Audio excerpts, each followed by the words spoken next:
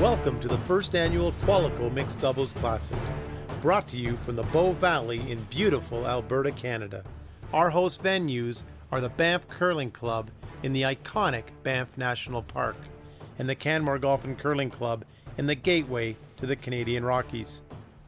The event is proudly sponsored by Qualico. We create what we believe in. The Malcolm. Experience Canmore's crown jewel. Vision Electronics. Your best price. And Bow Valley Credit Union. Growing together.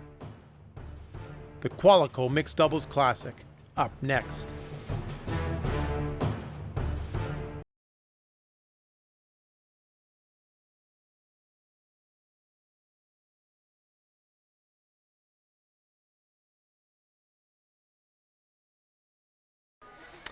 Hi everyone, this is John Trelli coming to you live from the Canmore Curling Club here at the Canmore Golf and Curling Club.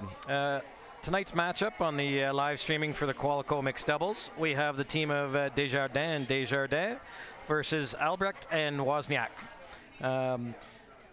They've just started the first end. The first two shots have been delivered. I'll just tell you a little bit about the two teams that are playing tonight. Robert and Emily Desjardins are from Chicoutimi in Quebec. They've flown all the way out here for our lovely bonspiel in Canmore and Banff. Robert had been to the Brier twice in 2011-2012 representing Quebec, and he took up the mixed doubles with the goal of trying to get to the Olympics, or at least get to a bonspiel where the winner got to go to the Olympics. Emily is his daughter, who he teamed up with to get to the Olympic trials in 2018. John Morris and Caitlin Laws ended up representing Canada, but they did get all the way to the Olympic trials last year. Now, Matt Wozniak is from Winnipeg, Manitoba. He is curling with Marlene Albrecht, who's from Switzerland. Their team is out of Zurich, Switzerland, and Marlene curled in the 2018 Olympics. She was on the Team Tirinzoni representing Switzerland at the Olympics. Matt, as many of you would know, was the second for Mike McEwen, curling out of Manitoba. Very good team. The team broke up after the Olympic year last year. They won 7 World Curling Tour events as a team, and a few of those were Grand Slam events. So Matt's well known in the curling. He's always listed under McEwen teams out of the Assiniboine Club in Manitoba, but Matt's actually from the Fort Rouge Curling Club in Winnipeg. So we'll just get you going here. Matt's throwing his first shot in the mixed doubles format. Marlene threw the first shot for her team. Each team throws 5 rocks. Marlene will show the first and 5th rocks for their team, and Matt will throw rocks 2, 3, and 4. And Matt he's throwing a little bit of weight at this. He's trying to move some rocks around in the 4-foot there. There we go. He's up and following his own rock, sweeping quite hard to keep it straight. There we go. He's by the guard, and he will be moving the rocks around in the 4-foot there. Right. Rock coming in.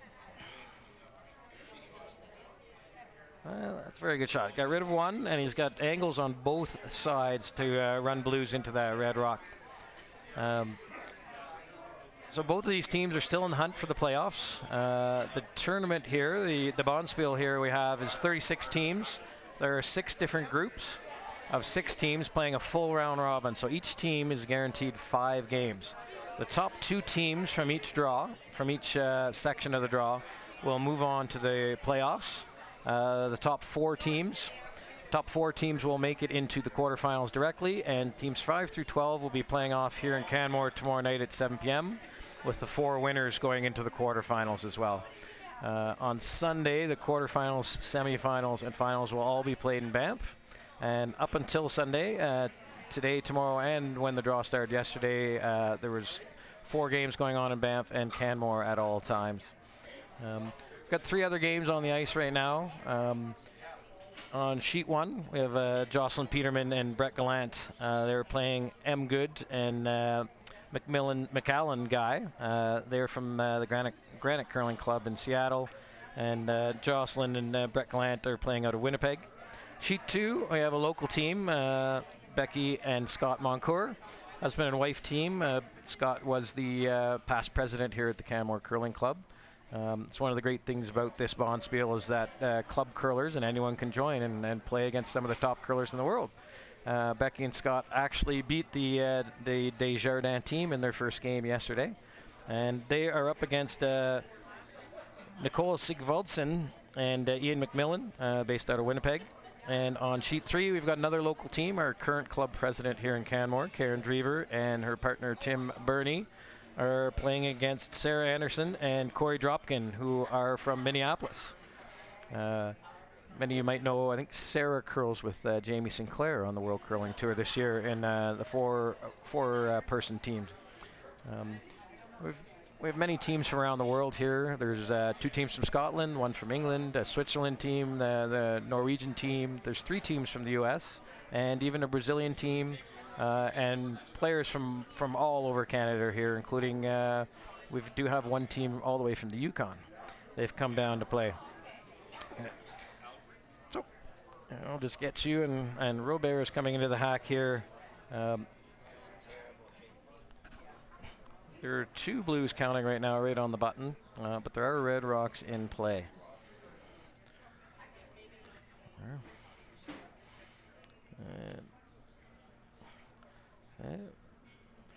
Robert is throwing a lot of weight here, trying to run back the center guard into his own red, which will then get rid of the 2 blues. And it looks like he hit it a little too high.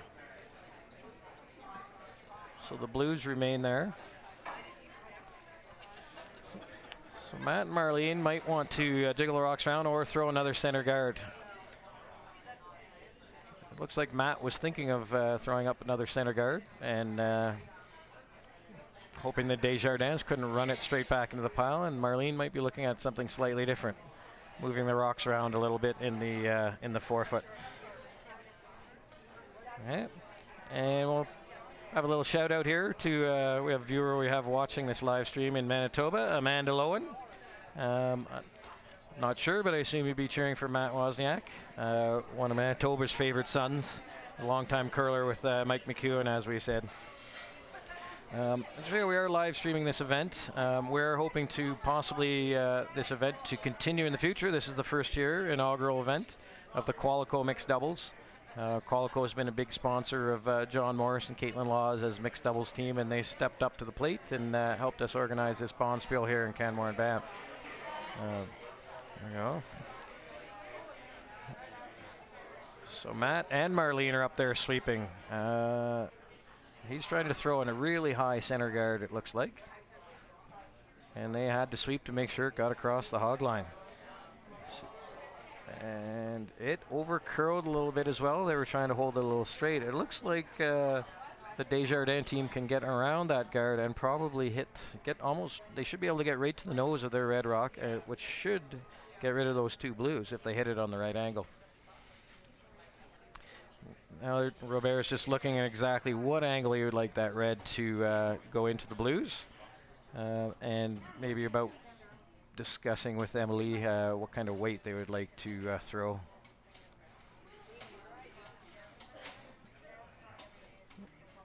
There we go, and he's holding the broom for quite tight ice, so Emily will probably be throwing some takeout weight at this one.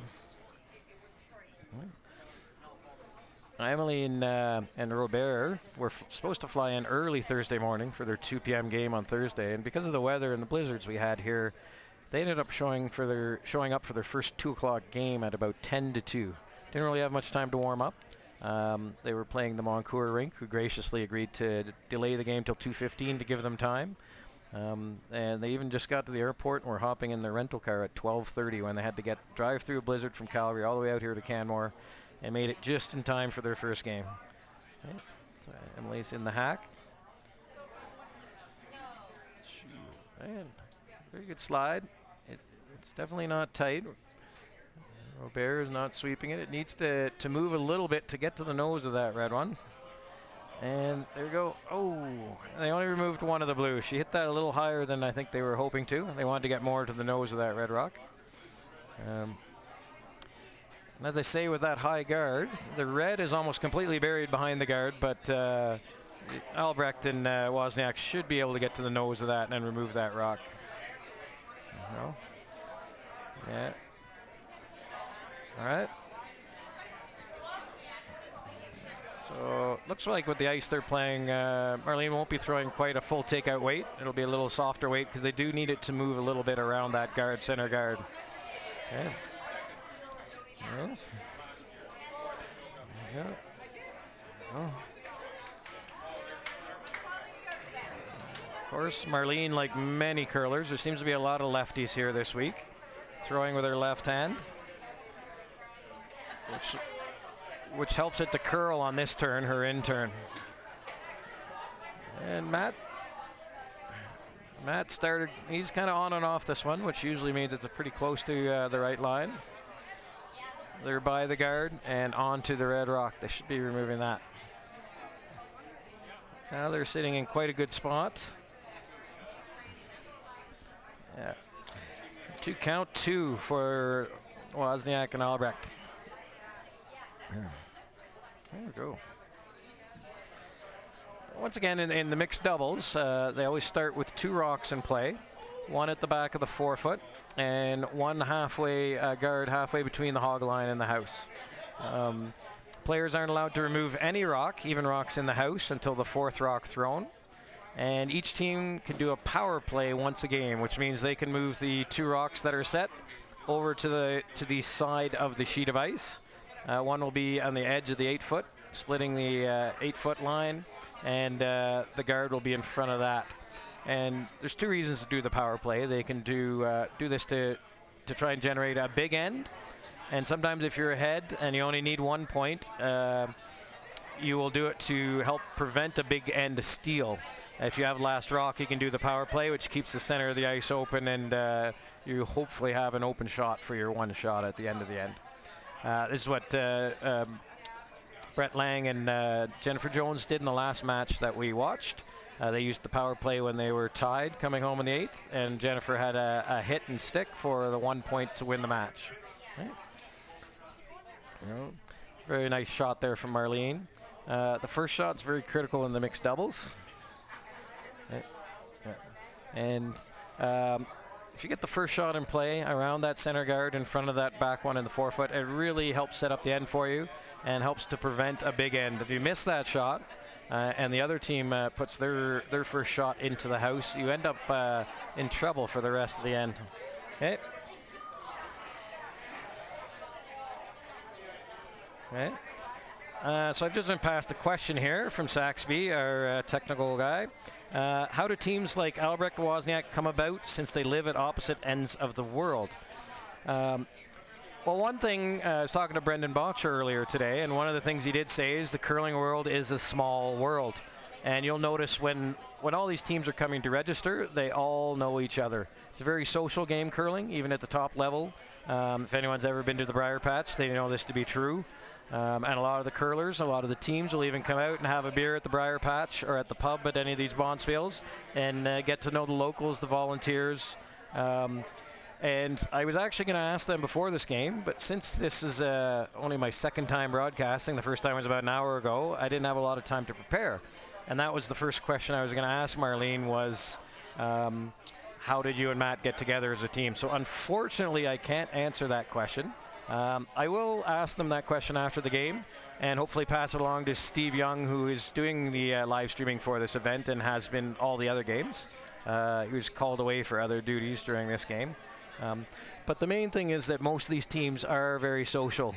I know, for instance, there's a Swedish women's team that was in Canada, and between bonspiels, they came to Canmore and were staying at here with John Morris was hosting them, and they did some dry land training here in the mountains, and they came down to our club and played an exhibition match. Kelsey Rocks played an exhibition match here. Mike McEwen's emailed here to look for practice time when he was at another bonspiel. So a lot of the curlers do know each other, and it's a very social sport, so I'm assuming that they have met at the Grand Slams when a lot of them have men's and women's teams as well at the same time, and World Championships, things like that. And I wish I knew the exact answer for that, but that would be my only guess, is that most of the curlers seem to know each other. And right now, Wozniak and Albrecht have 2 rocks right in front of 2 red rocks in the forefoot in very good position. Robert is going to try and draw down here right in front of them and freeze to those blue rocks. I know Robert was talking to me before the game. I had a chance to talk to him and Emily, and they do play the Peterman and Gallant, Jocelyn Peterman and Brett Gallant rink tomorrow. And Robert said if they win the game tonight, then tomorrow will be a winner-take-all to get into the playoffs. There are a lot of teams still alive because 2 out of 6 teams make the finals. And then most teams, there's a few undefeated teams, but a lot of the teams have at least one loss at this point with still a couple games left. So most of the teams are still in the hunt for a playoff spot. Yeah.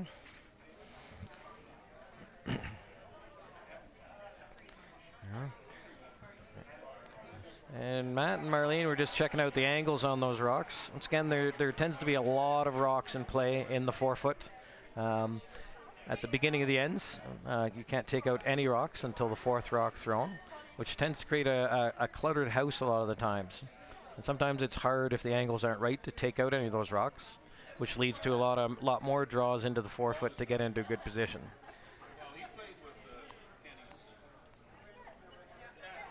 And here comes Matt now. They're going to be drawing down again.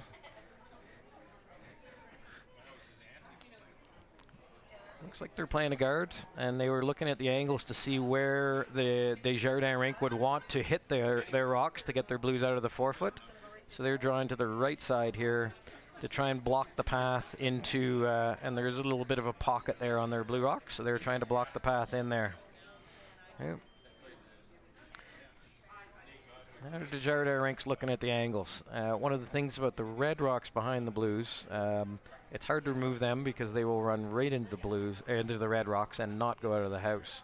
So just hitting that red rock on an angle is what they're looking at now, and they're trying to discern which way those blue rocks are going to go if they hit that red rock at an angle. So they're going to try and draw around the left side as Matt's blocked the draw path, the perfect draw path into the pocket of those blue rocks coming around the right side of the center guard. So they're going to try and draw around the left side and get right onto the button just on top of those 2 blue rocks. Okay. There you go. Yeah. Yeah.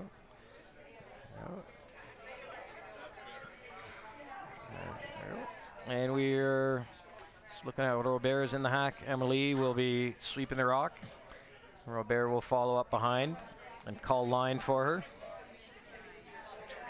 Just a light cleaning of the rock right now. Oh, she's sweeping a little harder now. The line looks pretty good. It's a question of she's sweeping hard to get it all the way there. She's sweeping hard to get it all the way there and keep it on the right line to freeze it perfectly to those blue rocks. That's a very nice shot. It's hard to tell who is shot there. Marlene and Robert are having a look to see which one's shot, but he's right in the pocket of those blue ones. That was a very good shot. Yeah. Marlene and Matt. Looks like they've decided which one's shot. They will probably try and do the same shot, follow them right down, and maybe tap that red just a little bit. That would be my guess, but they're looking at possibly coming off the red that's on the left side of the 4-foot into the other red. Yeah. Yeah. Yeah. Yeah, while they're looking at shots, we can update the Peterman Gallant against Good Guy, which is a fantastic name for a mixed doubles team. Good Guy. That's M. Good and McAllen Guy from Seattle. Peterman and Gallant are ahead 2-0 after the first end. On sheet 2, we have the Sigvoldesen and Macmillan rink scored a big 4-ender against the Moncourt rink, Becky and Scott Moncourt. So that's a 4-0 game. And sheet 3 is got a very hectic house in the second end, but they haven't put their score up for the first end yet. We can update you on that a little bit later. All right, it's a little tight to the guard. Matt's sweeping really hard to get it by the guard. I don't think he's going to make it. No, he's ticked off the guard. That could be a big mistake for the Wozniak Albrecht rink. The good thing is their 2 blue rocks are pretty much anchored in there. It's going to be very hard to get rid of both of them. And that's where Robert and Emily right now are trying to figure out how they can get in there and what angle they might hit that would do the most good for them.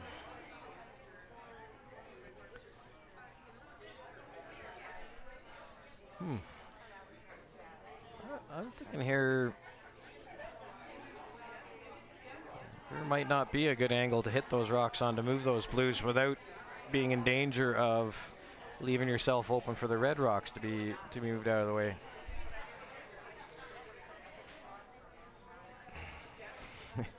Robert's now looking at all the different angles. If he hits that red, it looks like he's trying to hit that red and roll just a little bit inside towards the button. And he'll lose one red out the back, the blue out the side, and hopefully open things up a little bit more room that they might be able to get rid of that other blue with their last shot.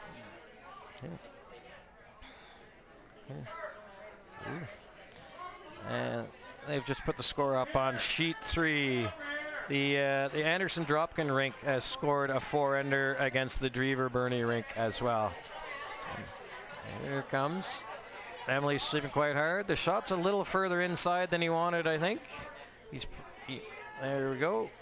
He did move out the red that he hit, and the blue, he moved 1 blue. So there's a little bit more open space there, but that blue is still welded to the reds at the back 4. I think it's going to be hard for that blue to go anywhere. Yep. Yeah. So Matt and Marlene now are trying to figure out the angles.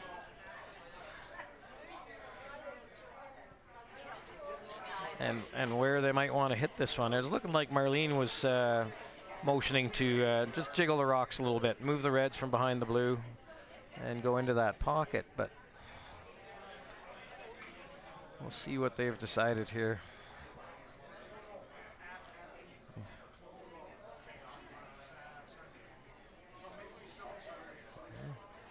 So Marlene is in the hack, and she's ready to go.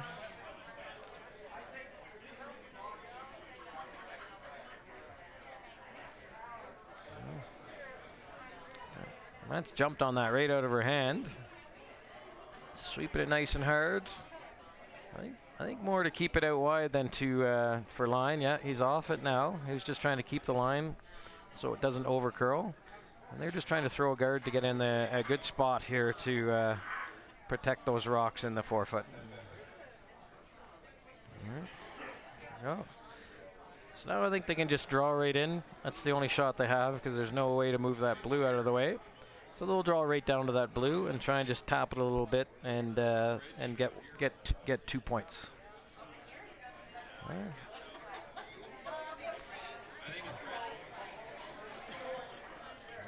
There we go.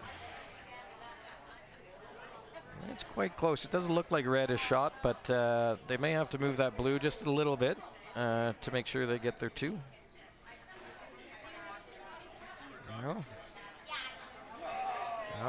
Once again, we have about 8 or 10 people sitting along the first sheet down below, and the bleachers are full in our curling lounge overlooking the ice, as well as a good 15-20 people behind the bleachers.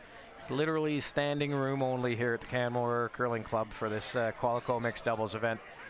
So Emily's out of the hack. Just let go of the rock. The line's not tight. Robert is not sweeping, so it's looks like the weight's pretty good. He's giving it a soft brush, a little bit of on and off here. It might have to curl a little more to get in there to the pocket. It's a little bit too wide and perhaps a hair heavy. It's just staying out a little wide. So it looks like it's, I think they did tap the blue far enough though. It should be 2 for red, I think. Yeah, just having a look here to make sure that it's 2 red. Yeah. We may have a measure here. The players are doing all their own measuring here this week. So if they need to measure for points, they do that themselves. Before every game, both teams get a 5-minute practice session.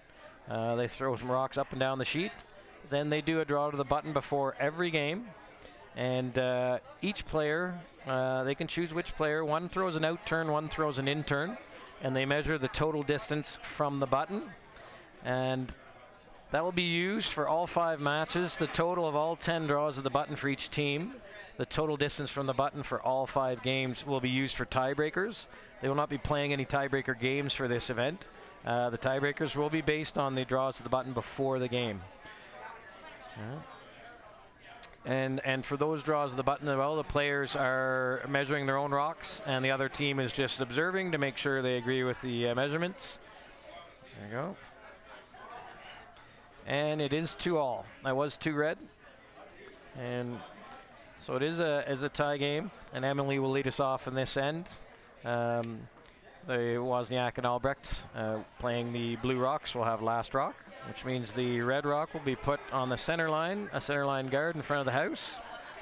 And the blue rock for Wozniak and Albrecht will be at the back of the forefoot.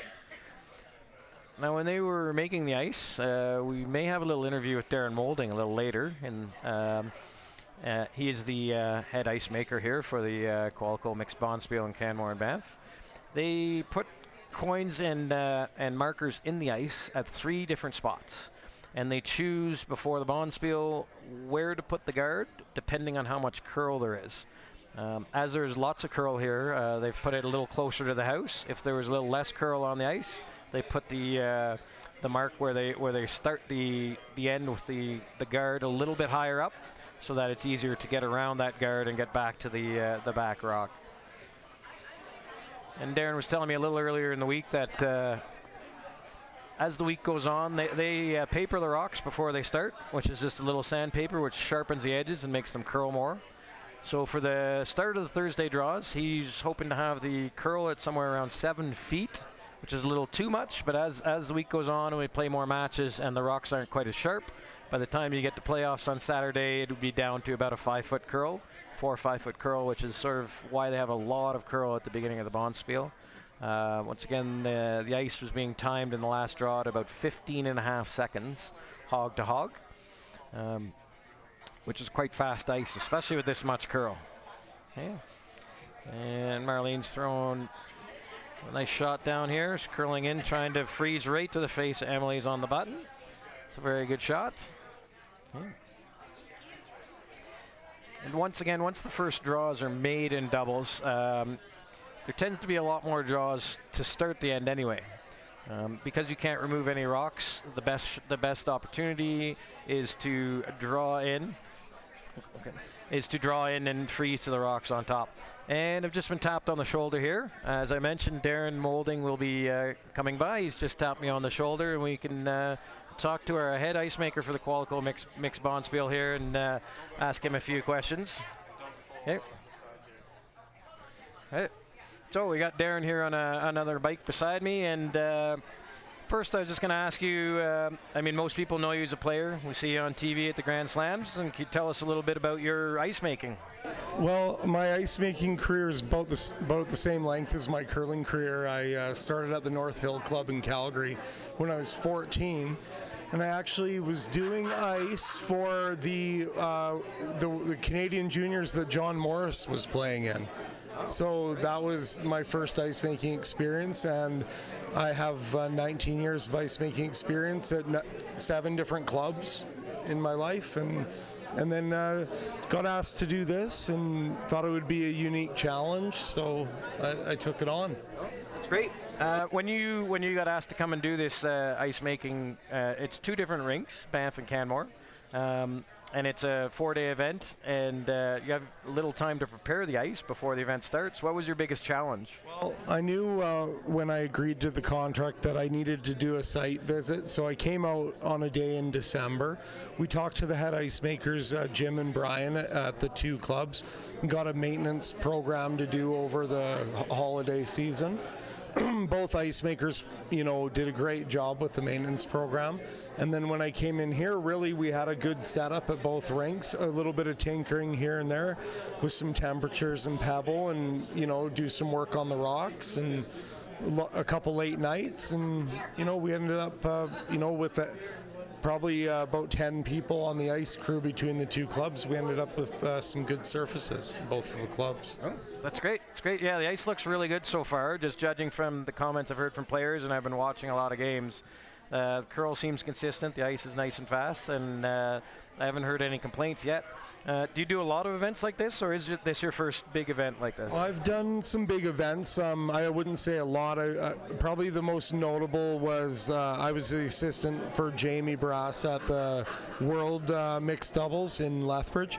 But I've also been a head ice maker for a senior provincial, a mixed provincial, a juvenile provincial, a Masters Canadian. There's probably a couple other ones in there, so yeah. And do you get a lot of feedback from the players? Do you discuss with the players? Do they give you feedback on what they want changed, or do you change the ice during the event? One of the things I think that every really good ice maker does, and I know Jamie does it quite a bit, I solicit the feedback of the curlers a lot. I like to have their input. The curlers here are very good players, and they'll figure out exactly what the ice is doing. So if you can have a good dialogue with the players, they appreciate that. And you'll know what's going on, and you'll be able to make adjustments and have a consistent ice surface. That's good. And how many people do you have helping you with the ice in here and in Banff? About 10, maybe 12 between the two clubs. We have 5 people here and 5 in Banff. I think 6 maybe. So. Cool. And have you been going back and forth from Banff and Canmore? You're at both sheets, trying to be everywhere. I start the day in the morning in Canmore. We scrape in the morning in Canmore. Then we have all our maintenance throughout the day. And Kevin Beauchamp, who is the guy in kind of looking after Banff, because I'm in Canmore most of the time, we report to each other and talk to each other about 6 or 7 times daily. And any adjustments that need to be made, we'll decide on making them, and I contact whoever needs to be contacted. So it is busy. I've enjoyed watching the Banff curling on the streaming, because I can actually time and watch my ice in Banff. That helps a lot. So my Kevin said he was a little creeped out when I kept telling him what the ice looked like, and then he finally realized I was watching it on the internet. So. You must have thought you had some spies in Banff. Yeah, he said he was a little creeped out. So. And from the start of an event, once you get the ice set up the way you like, is there a lot of adjustments that you end up making? Constantly, every draw. Yeah, you're constantly changing the shape of the sheet to match the contour or to match the running surface of the rocks. So in order to keep 5 feet of curl, you have to just about every draw make some small changes. Yeah, it's good. And is that a very difficult process? Is it a bit of a guess, or are you pretty dialed in on exactly what to do? I would say nothing's exact, but it's an educated guess from years of experience, and I would say it's not as hard as it used to be for me, but that's because of my experience level increasing. How much is working with someone, for those of you who don't know, you mentioned working with Jamie Barassa, who we've had consult here a couple times at our rink. He's from Calgary and one of the top ice makers in the world, does Olympics and big things. How much does his mentorship help you? Well, he is amongst, if not the best ice maker in the world. Playing on his ice as a competitor, I would say I enjoy his ice as much as anyone's. And Jamie's been a mentor for me over the years. We were back, I actually followed him. He worked as a head ice maker in Coaldale, Alberta, and I actually was after him. But I grew up in Calgary, and Jamie was the ice maker at the Calgary Curling Club. So I've learned a lot from Jamie. I actually owe a lot of my experience and success in ice making to Jamie. He's been tremendously supportive. Actually, from what I understand, he even helped me get this job here. So, yeah. That's great. That's great. It's great to have contacts like Jamie in the curling world. As we were talking about with players earlier, curling can be a small world. A lot of people know people. Last question, I think, is what can you say about your time here in Canmore and Banff? What have you enjoyed most, and the people you've met? How have you liked your time here? The enthusiasm for the curling here is incredible. The people that I'm working with on the ice crew, Darren Cook, the GM, he's been amazing. I mean, there's been so many things that I've needed, and he just comes up with, anything we need and then some. So everybody here, they're going the extra mile to make it good for the curlers and the volunteers and the people working here. Just a great community and a great club, beautiful facility too as well. Great. Thanks a lot, Darren. And keep up the good work on the ice, and maybe we'll talk to you again soon. Cheers. Thanks. Bye. Sorry, that was Darren Moulding, who some of you may know. He's the third for Brendan Botcher on play a lot on the Grand Slams World Curling Tour, and he is an ice maker by trade. And as you heard a little bit of his background and how he came to be doing the ice here, they originally asked Jamie Barassa, who we talked about, who's one of the, if not the best curling ice technicians in the world. I do believe he couldn't do this event because he's currently in China. He's doing a lot of work with the Chinese. They're putting in hundreds of curling facilities throughout China, as they have a winter Olympic Games coming up, and they would like to grow the game there in China, which is a great sign for curling worldwide. Okay, now we'll get you back to the third end here with Desjardins and Albrecht Wozniak. It's hard to tell here. Looks like Blue might be counting 2 here, and Emily is throwing her last shot. Not quite sure, since I was interviewing Darren was kind of faced away from the rink, so I'm not sure what they're doing. Robert is just telling her something about her release. Maybe a little reminder. Looks like they're drawing around the left side. I'm going to try and draw right down into that edge of the button area. Yeah. As you can see, it's out really wide, and Robert's giving it a little sweep. Looked like he was trying to keep it out wide a bit, because it will finish quite big here. Don't think that quite got to where they want. They're trying to block the path into the button there. Right. So Marlene will come down to throw the last shot at the end. That's going. And yeah, we'd like to thank Darren Moulding for coming down, and it's nice to have a little interview, a little insight into how they do the ice. I know himself and his assistant Kevin, who came down from Edmonton. They came on Sunday to start flooding. They do a fresh flood, put in their own layer of water. They do their own scraping patterns, pebble. There are different size pebble. There's lots of, as he said, he turned the temperatures, adjusted the temperatures a bit. There's the temperature of the ice, the temperature of the air. There's lots of different variables that go into the making of ice. Okay. So Marlene's rock is on the way here. That's not sweeping too hard, giving it a little soft sweep there. I don't think they had much hope of getting in there for more shots, and they've kind of had to be careful of that, not to bump anything in or change positions. So I think that's one of the reasons why Marlene came up so short on that one. There you go. Yeah.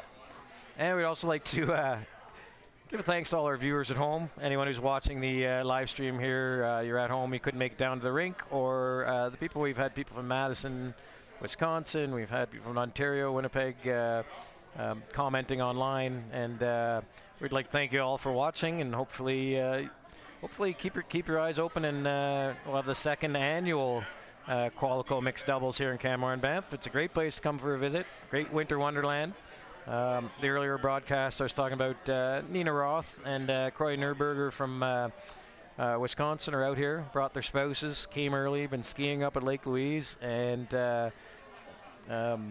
Croy's wife couldn't stop raving about how beautiful it is here in Canmore Banff. It is one of the most beautiful places in the world, and it's a great place to come visit if we have another event next year, which we're hoping to have build this event and have an annual event and get bigger and bigger every year. Okay. There you go.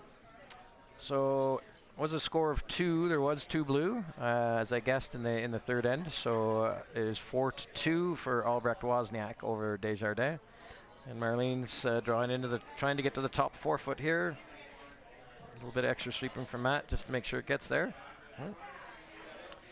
As we were talking earlier about anyone can come and curl in this event. We have a number of club curlers. There's 3 from Canmore here, and there is teenagers from Banff who will be featured tomorrow on one of the live streams, including a 13-year-old playing this event against all these big names.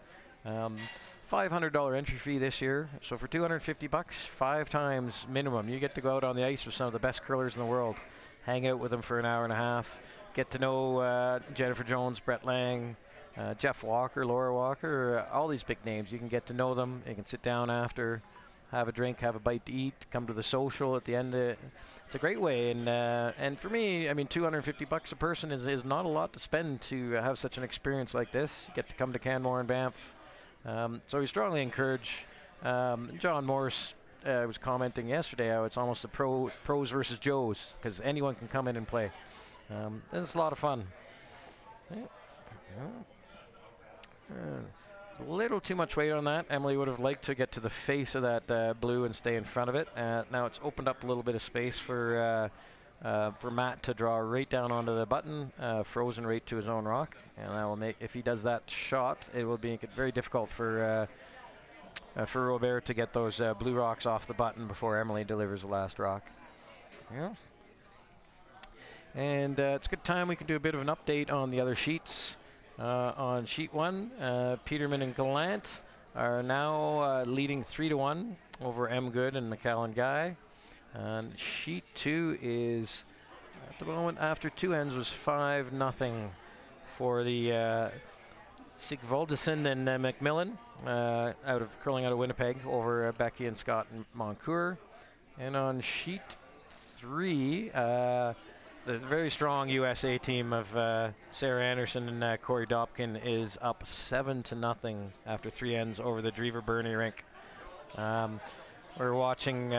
Sarah made one of the best shots I've seen all week. A couple of draws ago here, they were playing Shannon Burchard and her partner, and she made a fantastic double takeout to score 4 against them, which led to a win. I do believe they won that game. It's one of the best shots I've seen all week. Yeah. So Matt came up a little bit short here, and leaves an opening for Robert to draw right into the button. Yeah. Yeah. Just pause here to have a little bit of a drink.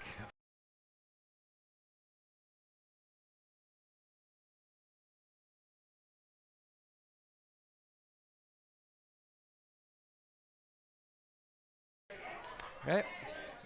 And no, they're not drawing into the button. Robert is trying to run that center guard back. I think he's getting a little high and he'll open it up front.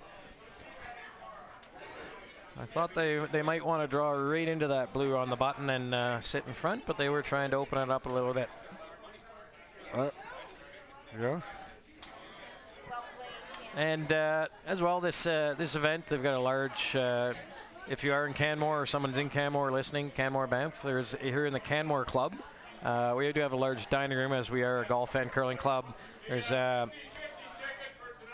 they have a 50-50 draws. They have a large silent auction. I'd like to thank a lot of the players have brought in signed jerseys or curling equipment.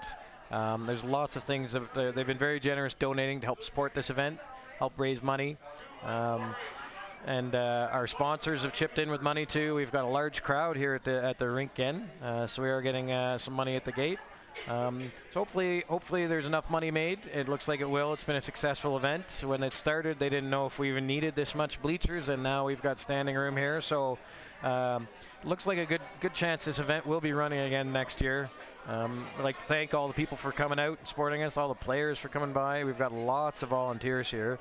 I think John Morris was saying last night when he was thanking the sponsors at our little sponsors event that he thinks we'd have enough volunteers here to run a Briar. So I'd like to thank all our volunteers and everyone who came out to support this event in Canmore as well. Yep. So Matt's put up a nice center guard there, and Robert was looking like he's trying to check the angles on how he would like to run that center guard back. Yeah. There you go. Emily's coming back to sweep the rock for them. So sometimes on takeouts, it seems to be the trend when mixed doubles started a couple of years ago, most of the time on takeouts, one player would hold the broom because they really wanted to be accurate with the takeout. And but then there was no sweeping. So now a lot of the times they will just pick their spot and have an aiming point they can see, and so just so they can have some sweeping to hold the rock straight on the takeouts. There you go. He peels off that center guard there. And Marlene and Matt will probably decide what they're going to do here. They might want to come right down in and freeze, or just put the guard in a good spot again. I think I would be leaning towards the guard myself, but we'll see what they want to do. There you go. And, well, let's pick up. As we said from Darren was talking, he likes to get a lot of feedback from the players, and from what we've heard around this rink, there is lots of positive feedback about the ice here. It seems to have been very consistent. As Darren says, he does lots of adjustments, tries to keep the curl the same, speed the same for every draw, which is tough to do in a curling rink. And here in Canmore, we've had fluctuating temperatures and temperatures going over 0. So it is tough to keep the ice exactly the same draw after draw after draw, especially with all the brooms and sweeping, all the rocks going up and down. You scrape and repebble, and trying to get the exact same ice conditions very difficult. But Darren and his assistant Kevin have done a great job. And one of the things, most of these curlers know the ice makers. We were told if we didn't have an ice maker they knew, you don't get the top players in the world. So which is why we brought in some of these ice makers. And Kevin, the assistant for Darren, who's up in Crestwood in Edmonton, is where he does his ice making. One of the first teams registering on Wednesday afternoon was the Norwegian team that won a medal in the Olympics last year. And they were I was showing them around the curling rink, and they said, oh, that's the guy from Crestwood out there. They recognize him as an ice maker, which is a very important part for this bonspiel to be successful. The players know the top ice makers, and they're more likely to come to these events when they know who's making the ice. Okay. So Robert is trying to come through this small port. Matt's guard over-curled a little bit. He's trying to, it's a skinny, he might get on that top blue. No, he went right through. That was a great shot. There was not much room there from my angle. He got around the high guard very easily, but he just missed that blue at the top of the 12-foot. That was a very good shot, and now the Desjardins are lying too. Yeah. So Matt seemed to be looking at a draw around the left side of that center guard down to the red on the button to cut down the scoring area. But we'll see what they've decided to do here.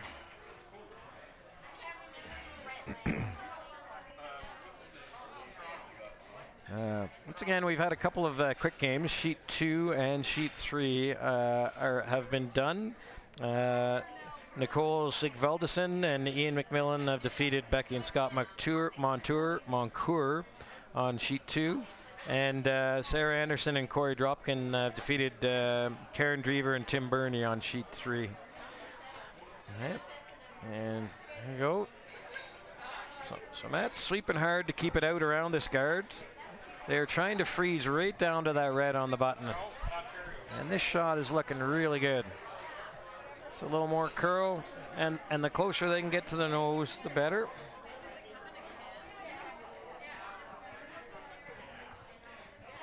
Now it looks like Emily Robert is coming down to have a look. Looks like they're looking at seeing if they play the same shot again, if they might possibly be able to keep their red on the button and get rid of that blue. I'm not sure that angle's there. Yeah. Yeah. Yeah. Yeah. Once again, if you are in Canmore Banff area, it's only $10 for a whole day of curling. You can watch. There's 5 more draws tomorrow. There'll be quarterfinals, semifinals, and finals on Sunday in Banff, and it's only $10 for the day.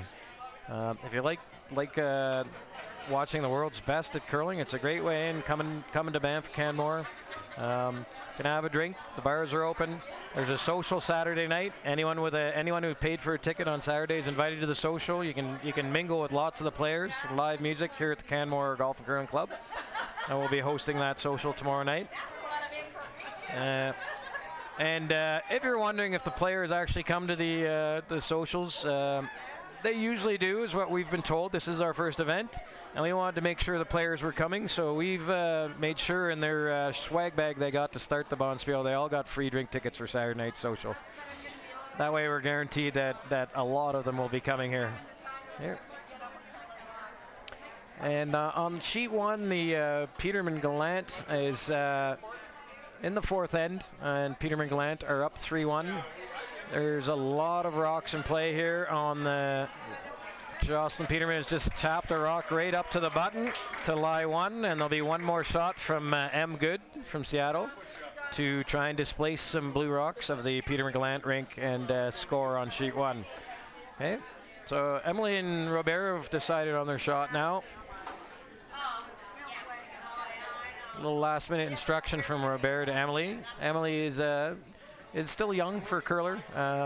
She's currently enrolled at Cégep in Quebec, which is sort of their version, sort of between high school and university. It's kind of your last couple of years of high school, getting ready to go to university is what a Cégep is, and she's attending one in Saguenay in Quebec at the moment. Looks like she is trying the same shot that Robert did. I think she's a little wide. Looks like she's going to be on the blue one in the top 8 foot. I'm not sure she's going to get through this hole. Yeah, it's just going to rub off that blue one. So looks like it's going to be 1 red for the Desjardins. That was a nice try. It was a tough hole to get through. Okay. So we have final scores from the sheet 2 and 3. Zigvaldason 10, Moncourt 0, and on sheet 3 was Anderson 8, Drever 0. Unfortunately, that was a couple of our local teams there that had a little bit of a rough ride. But when you're a club curler, they've had some very close games, and the Moncourt rink did beat this Desjardins team in their first game. But if you're just a little bit off, some of these top curlers in the world can take advantage of you and score some big ends, especially in these doubles. We've seen a 6-ender. I mean, even Caitlin Laws and John Morris gave up a 5-ender yesterday.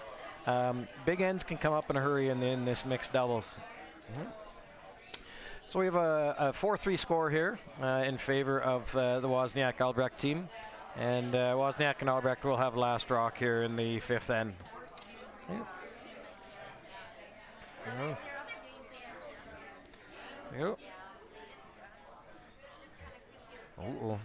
And the head official has just put up a yellow warning card for time on the Albrecht Desjardins game that we are watching at the moment. He's informed Marlene and Emily about the time warning.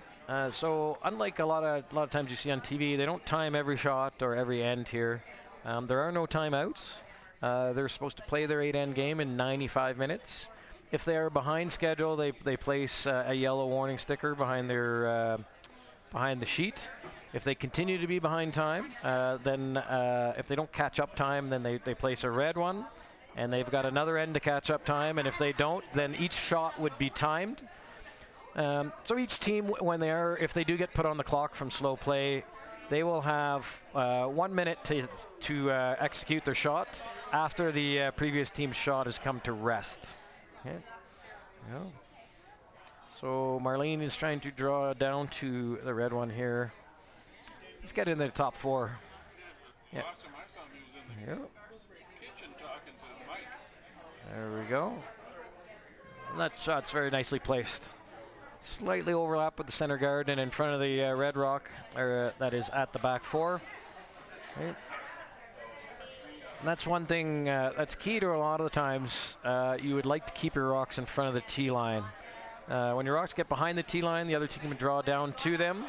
And then it's hard to get that rock out of the way if they're in front of one of your rocks. So Robert is drawing around the right side of the center guard here. He's up sweeping. The line's good. It looks like it might be a little bit heavy. Once again, he was probably trying to just kind of get behind that blue one at the top of the 4 foot and be in front of the tee line. And that has come into a very nice spot. It went a little bit deep, but they got 2 in there now. Now Matt will probably try and draw down to that one. And of course he is, this is the 4th thrown rock of this end, so he is allowed to take out rocks at this point. There we go.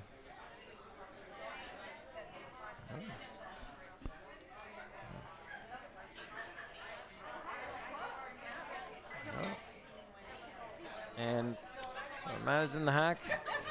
Looks like he's going to throw around the left side here with a draw.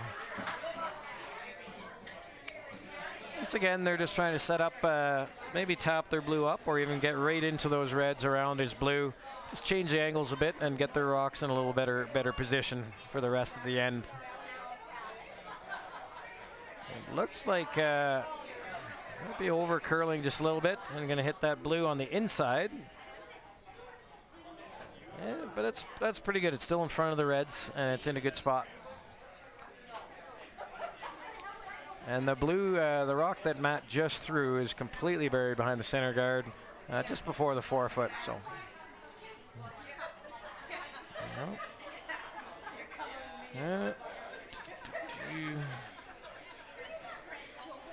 so now Robert's back in the hack and looking to make shot.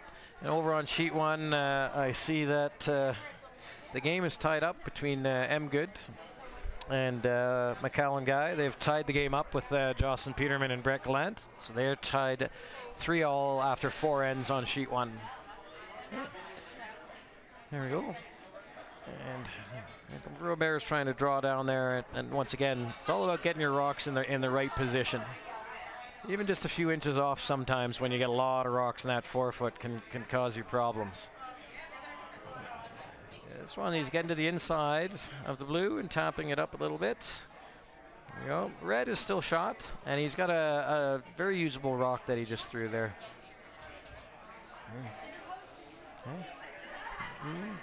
And once again, if you're looking for scores, since we're already online live streaming, there is a website called Curling Zone.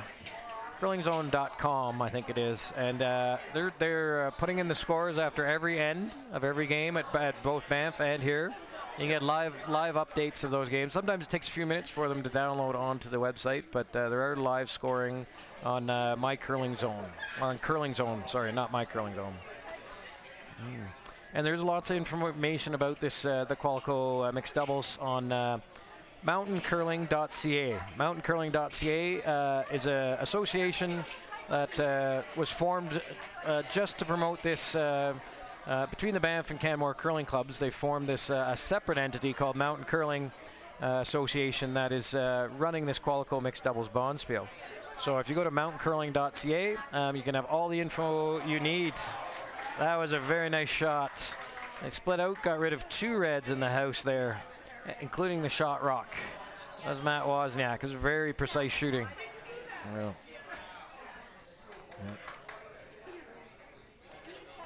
So now Robert is probably going to try the same shot that he just did before, where he tries to throw a draw basically to the T-line button area and get to the inside of that blue rock that is shot rock currently.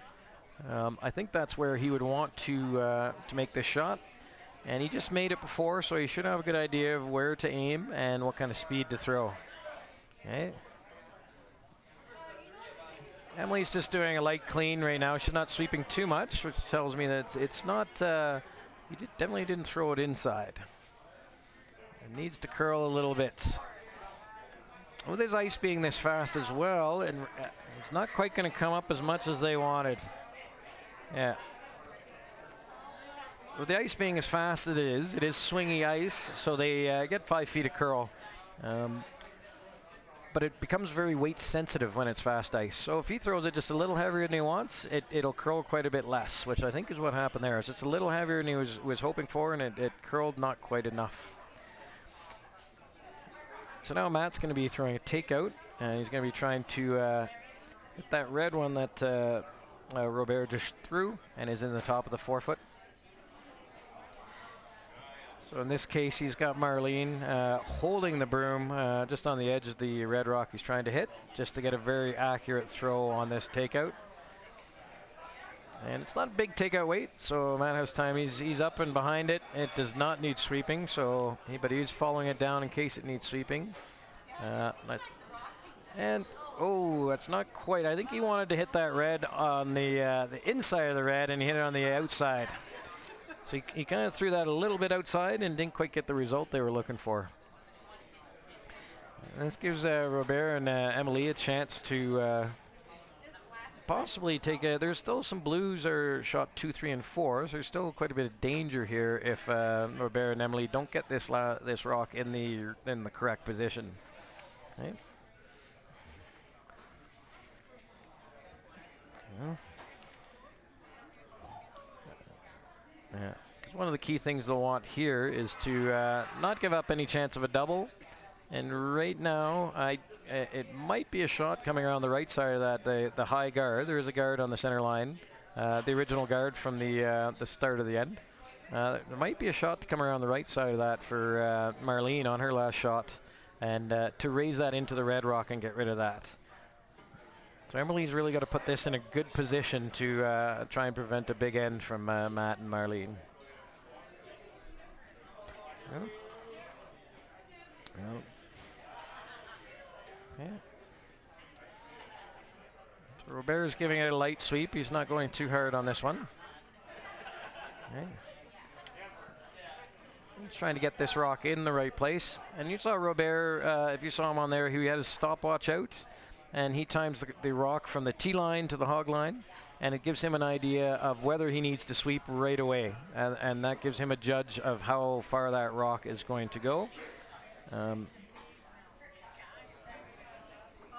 So Matt and Marlene now are looking at the correct angle of trying to run back that center guard into their blue at the top of the 4 foot, just in the middle of the 8 foot, and run it into the reds that are on the button. Okay. I think that is the shot they were planning. Looks like it's going to be quite difficult to get an angle to get both reds out, but if they make contact with the top red, the back red will disappear and they would only give up 1. No. No. Remember? There we go. No, she's trying to go by the guard and chip those reds out. She's thrown it a bit wide, so she's trying to go directly to the reds in the 4 foot. And I think she's going to get the back one.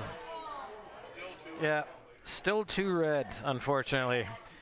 She was just a little bit outside on that shot. She needed to be a little more to the inside to get one of those reds out of there. So that's a steal of 2 for Desjardins. Okay.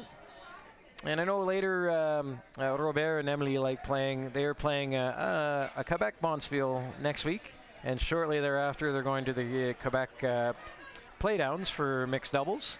And after that, Robert's going to Switzerland to play mixed doubles. Unfortunately, Emily's going back to school, so he'll be playing with his girlfriend over in Switzerland in some mixed doubles a little later in the year. Yeah. Yeah. So neither team has used their power play yet. So each team has an opportunity to use the power play once per game. Okay. Yeah. So score is 5-4 now for the Desjardins team. Yeah. And over on sheet 1, Jocelyn Peterman is throwing the last rock on sheet 1.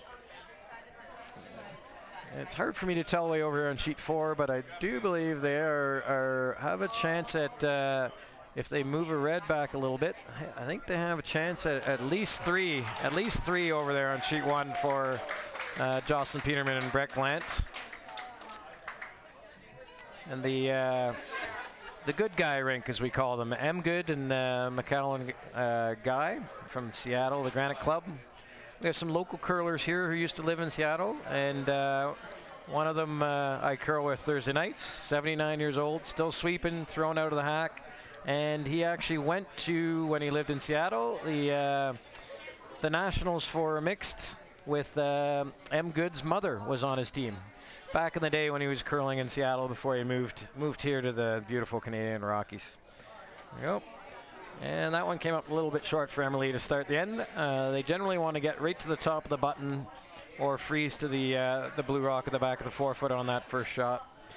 This will give Marlene an opportunity to be the first one into the 4 foot there. There you go. There you go. One other comment about the ice here is that the ice seems to start very fast and very good, and it doesn't change throughout the game. Sometimes on the big events, they're in arena ice, and even in club ice, it changes quite a bit from beginning to end. There's a lot of people out there curling. The moisture goes up. It changes the ice conditions, but they've been pretty consistent here from the first end to the 8th end. Okay. So Marlene came up a little bit short there as well, creating a little bit of an interesting look in the house for this end. Usually there's 1 or 2 other rocks in the 4-foot by now. And now that there's 2 rocks up there, they're both potential rocks that can be run in later in the end once there are some rocks in the 4-foot. It looks like the Peterman and Gallant scored 4 in that 5th end. So they are up 7-3 with that 4-ender against the good guy rink. Yep.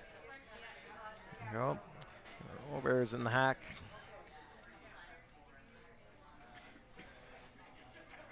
There we go, delivering a rock. He's drawing around the right side of these red rocks, trying to get right down into the button area in front of that blue rock. It's a little tight on line, but it's M's holding it out there with some sweeping. Robert's coming in to help out with the sweeping. And hoping that will come to a stop before it gets all the way back there. They might have overswept that one a little bit. They thought it would curl a little more. They haven't been out to this side of the rink yet. All their draws have been on the left side of that center guard so far tonight. That's the first time they've been on the right side of the center guard tonight. So maybe the ice is just a little bit different, new path, and threw them off a little bit. Sometimes if you haven't thrown any rocks on a path, it will behave a little bit different than the paths you've been throwing the rocks down all night. So now Matt will attempt. It's 3 attempts so far in this end to get a rock into a good position in the 4-foot, and not quite from any of the players yet. So Matt's going to try it out. And they probably went to school a little bit on the ice conditions on this side of the sheet. There you go.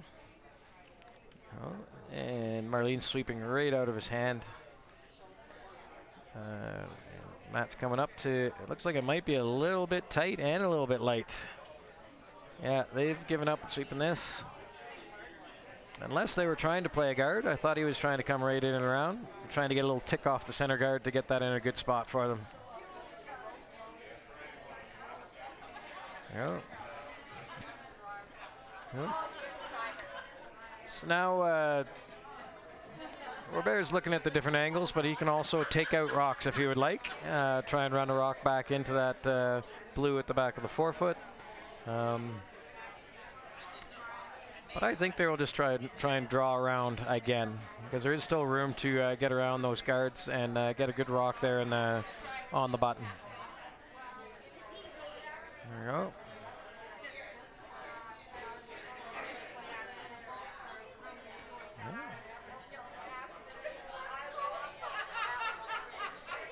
Go.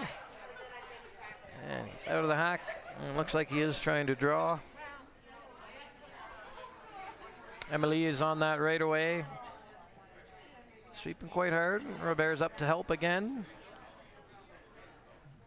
They must be sweeping for weight since it's clearing the guard by a good foot. So now Robert is sweeping to try and make the rock curl at the finish. Get right into that 4-foot for second shot, but they came up a little bit short. Okay. There we go.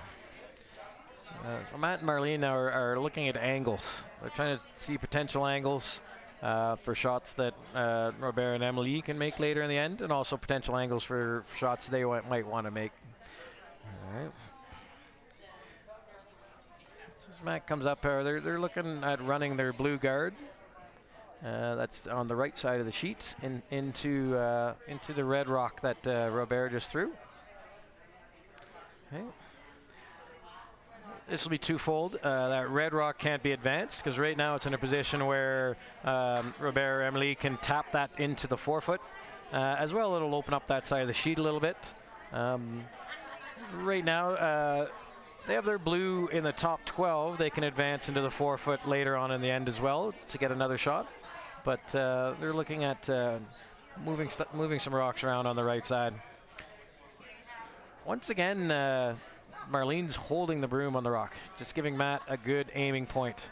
And he doesn't throw really big takeout weight usually, it seems tonight so far, so he will probably have time to get up and follow that rock down and give it some sweeping if he needs to hold it a little bit straight. Yeah, he's popped up and he's following the rock. And yeah, sweeping hard, so he's a little bit inside of where they want to be. And there he goes. So he missed that red. So it's not quite what they were looking for. It did open up that side of the sheet. Emily was looking at tapping the red rock that is right near the center line of the top 12 foot.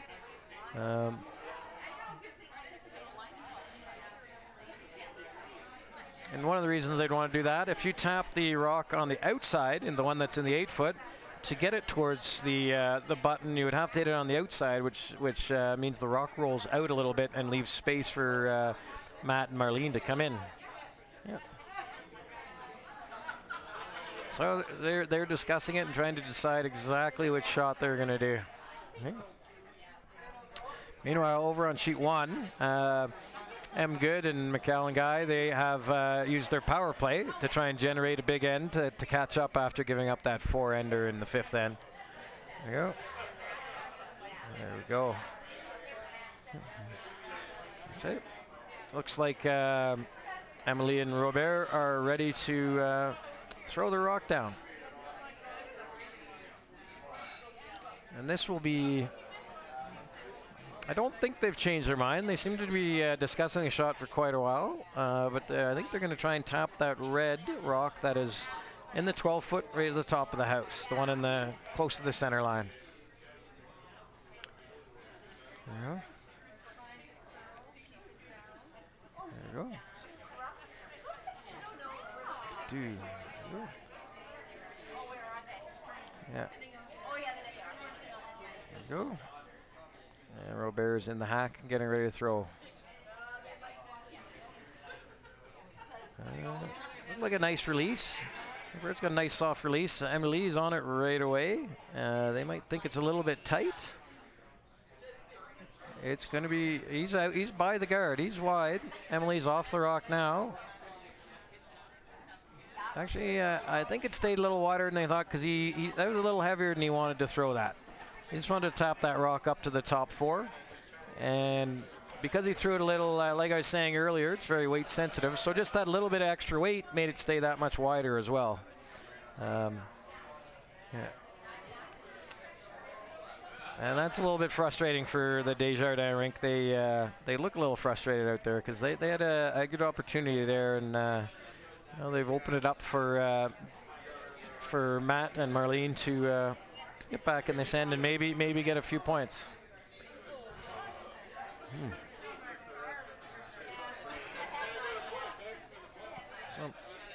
So Matt will try and draw in here and get in the 4 foot right behind their blue rock that is in the top 12. Okay.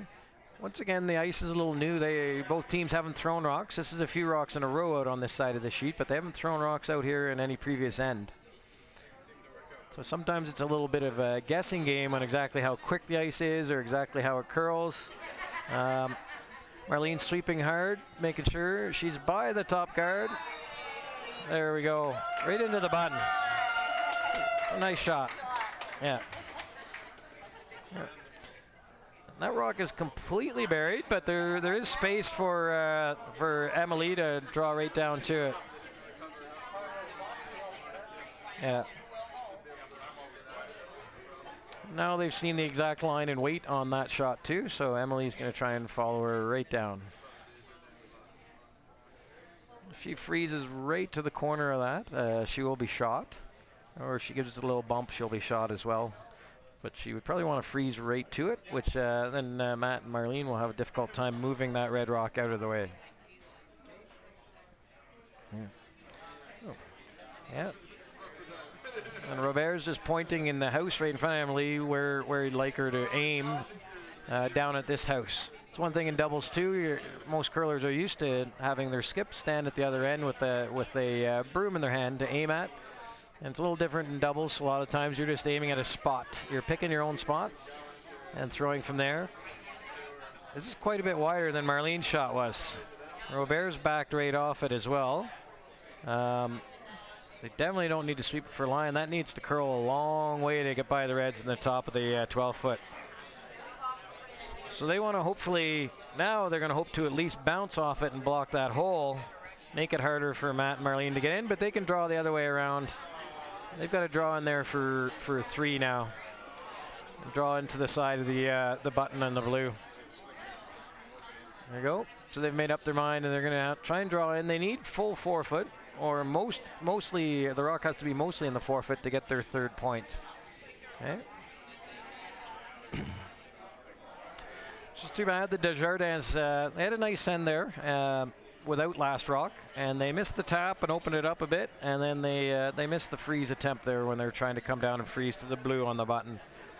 Let's open it up for Marlene to come out nice and wide on this left side of the ice, around all the garbage up front, and try and get into the full 4-foot. It looks a little tight. Matt's sweeping real hard to try and get it by, and I think they're going to be on the guard here. I don't think Matt stopped sweeping. I don't think it's going to get by. Again, that was another one. They haven't been out that wide yet on that side. So it looks like 2 blue. So the Wozniak Albrecht rink is now up 6-5 after 6 ends. Okay. Oh, Queens.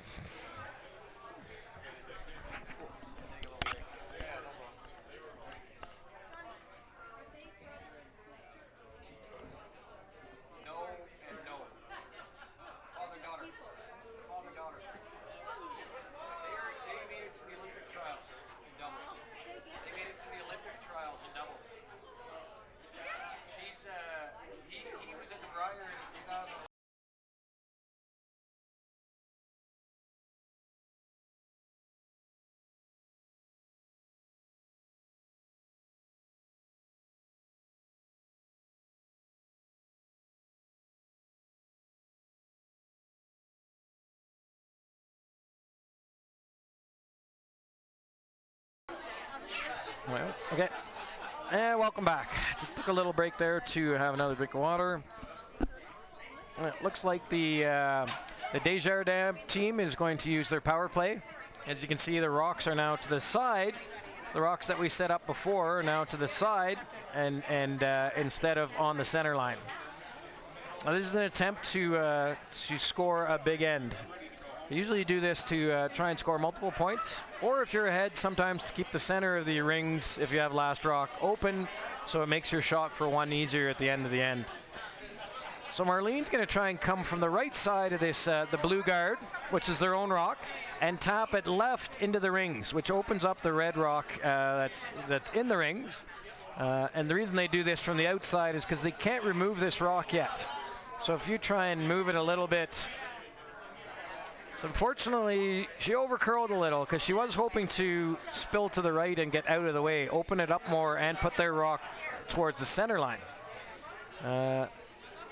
Robert's looking at it's unclear which rock is shot. It does look like red is still shot. So Robert's calling for a drawdown and just tap the blue and red, and just a small tap to jiggle those rocks a little bit and hopefully get some better angles. The other reason they chose to use their power play now, because they are hoping, being 1 down, to score points this end. This also makes it easier for them to score points. But assuming they score their points, they won't have last rock in the 8th end, and they won't have the choice to use their power play. So this is their last chance, probably. There you go. Throw. And Emily's looks like a good line if it's the right weight, but Robert kind of backed off, indicating it might be a little heavy. And she doesn't want to go past this the blue and red rock. She wants to curl on and tap the blue. Okay. There you go. And the line got it pretty good at the end, and she did tap it just a little bit, which is a shot that Robert called. And now I think the back red one is shot. I think the blue is second. That would be my guess from the angle that I have here. Okay. I'm looking at our live stream feed as well as a feed from cameras. The Canmore Curling Club here has cameras above all 8 houses at both ends of the rink. help spectators here when we have our bonspiels or just our league nights. Help spectators determine who is shot, especially at the far end of the ice. Okay. And okay. And most of the curlers here at this level, you'll notice when they come down to the end, like Matt was just picking out the specific rock that he wanted to throw. They will track. They don't have coaches here, all the teams, tracking every single rock, but the players get mental notes as they play the draws here and learn which rocks they like, which ones they may think are cutters, which means they curl more. And they're a little bit, you have to throw them a little harder as well. They're a little, if they cut more and curl more, they'll be a little bit slower. Yeah. I think Matt now is going back to the center of the ice, curling back towards the center line, away from all the rocks behind the corner guard. So this is their attempt, because their first attempt to split the top guard didn't work. There is still a corner guard there, and they're trying to draw play away from that corner guard. And perhaps by this shot, they're also splitting the house. They may think that by doing this, this might show that they think the blue rock is shot rock over there on the right. And Robert has indicated he would like to hit their top red in the house. That's half buried behind the guard. Roll over towards the rock that Wozniak just threw on the left side of the forefoot. And that would change the position of the rocks, the three rocks in a row, the red, blue, red on the right side of the house. There you go. And I'm not sure. Robert is going back down the ice to, I think he's just looking at some angles there. Wants to get clear in his mind exactly where he wants to hit the rock. Gets the right angle on this rock. Yeah.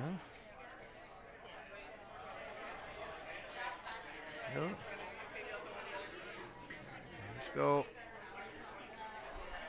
Line looks a little tight. Emily's there by the guard. It's a question where they hit exactly on the angle they want on that top red.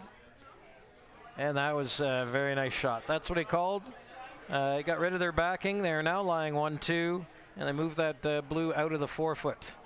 Lying 1-2 is key here with their last shot. They may end up trading hits on the center rocks there, and in that way the Desjardins team will score 2. Matt will try to roll from this shot a little bit, I think. Get play. We probably won't want to roll behind or over to the right behind the red-blue, because it would be tough to get buried and still be shot. And if he rolls towards that, it would make it easier for the Desjardins team to then hit his rock and roll behind cover there as shot, which would bring 3 into play. So, yep. I think a nose hit here would be good, and maybe even a little roll to the left would be fine, but he definitely didn't want to roll right towards the other rocks. Okay. Okay. So now I think this is the first time we've had Emily hold the broom without coming down to sweep, even on the takeouts for Robert. So once again, it looks like they may be content just to trade hits and get their 2. There we go. Robert is following it up to sweep. And this rock, it looks like it's going to be pretty much on the nose. Maybe even roll a hair outside for them. There you go. And if they continue to trade hits here, then it'll be 2 for Desjardins, and there'll be 1 up coming home. But Wozniak and Albrecht will have the last rock. Okay. Over on sheet 1, the good guy rink scored 1 in the 6th, and now Jocelyn Peterman and Brett Gallant are still up 7-4 with the hammer in the 7th end. Right. Oh, and Matt's come out. Got a good angle. He looks like he's going to need to sweep that. Yes. It's a little bit inside on the release, but it's running pretty straight there. He had some good weight on that one, so it should be fine. Hit it on the nose. There you go. There you go. And this time Emily is coming down with Robert, so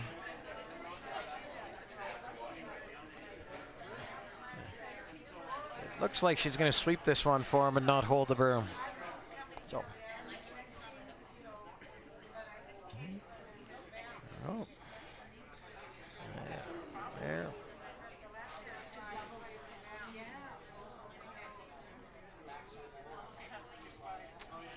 Looks like a good release on that one. Let's see. Em hasn't laid a broom on it. That's got to come up a little bit. They don't want to roll too far outside. And, oh, that's not what they wanted at all. This was a little outside where he wanted to aim. And that goes back to maybe the previous hit when Emily was at that end holding the broom for Robert to aim at. That time he had no aiming point. That might have contributed to him throwing a little bit wide, and they rolled out. All right. And they're still in a good spot. Matt and Marlene are looking at, looks like they're hoping to hit that rock and be able to get the red out, but now they've changed their mind. Matt's holding the broom where she's going to aim. They're going to try and draw down and get behind those rocks and be shot, I do believe. So Matt's picking the spot for her to aim at, and then he's going to come down and sweep the rock for her. Yeah.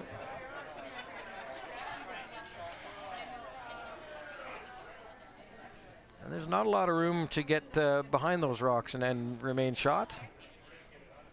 So they're discussing other possible options, but there's not enough of that red rock showing. There's a guard up in front of the house in front of that. And again, that was the first shot that Marlene threw, which she was hoping would roll out so that it wouldn't be in the way. And this is the exact reason why. It's now sort of in their way. If that guard wasn't there, they could just hit that red rock. They'd be lying to, and then it would force a one from the Desjardins team. Now they've got a little bit of a trickier shot, a trickier way to stop Desjardins from getting their two.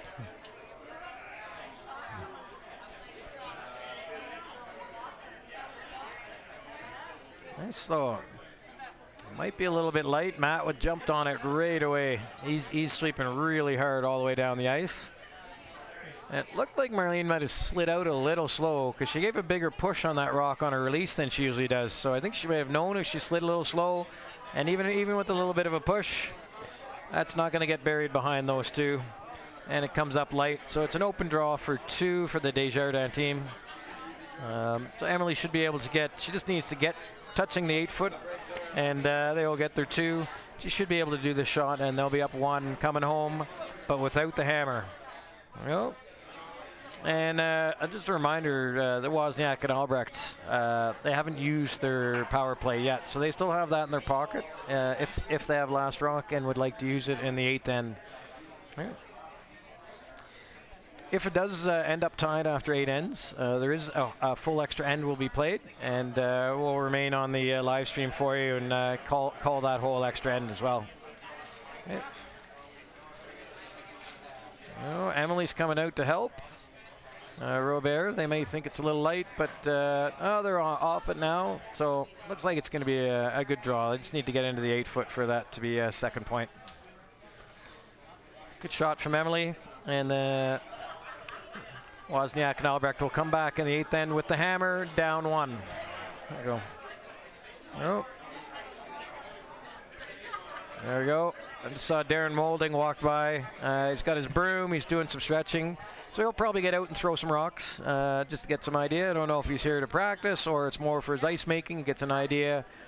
On the Tuesday and Wednesday when they're doing final preparation for the ice, he does come out and throw lots and lots of rocks in and out every turn, outside of the sheet in, inside of the sheet out, just to get an idea of how it's curling.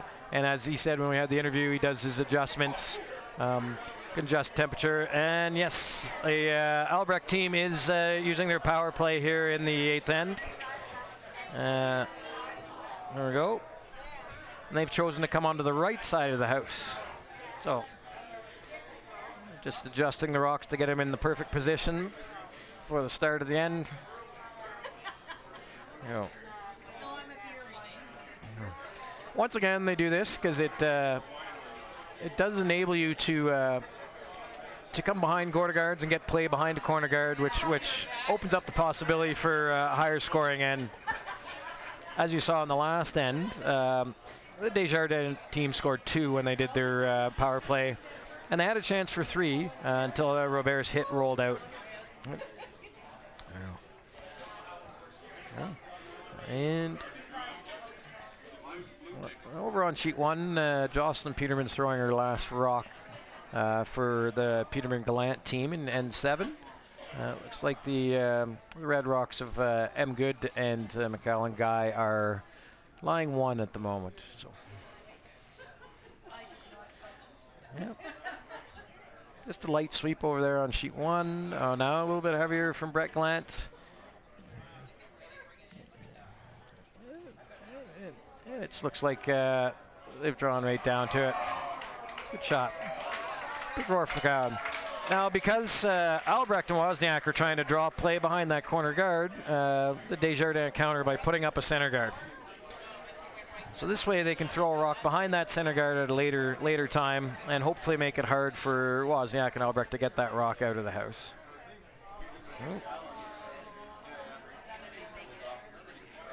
So for that reason, Matt will probably try and throw a tick and get that center guard off the center line. He needs to move that over to the side of the rink without moving it out of play. If it goes out of play, it comes back to where it was on the center line. Yeah.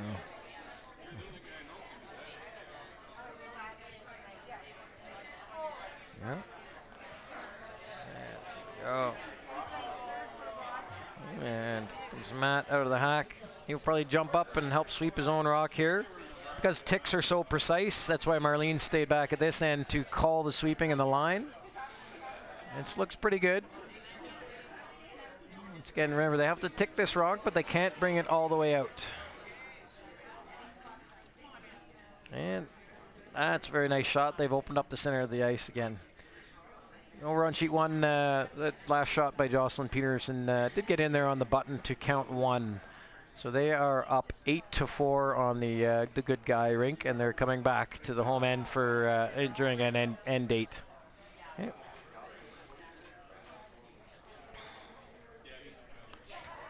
Yeah.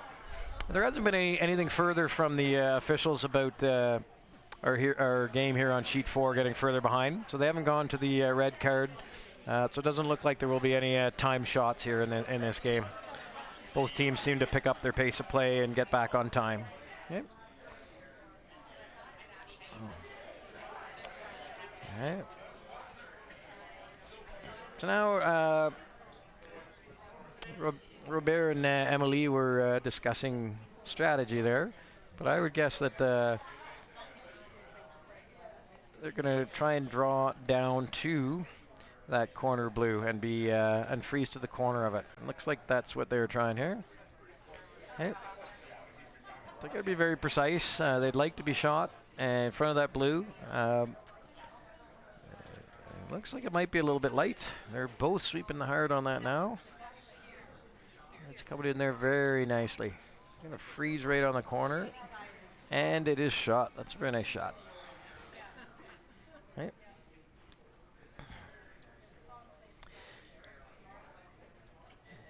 So Matt will probably throw a rock down and try and move that red a little bit.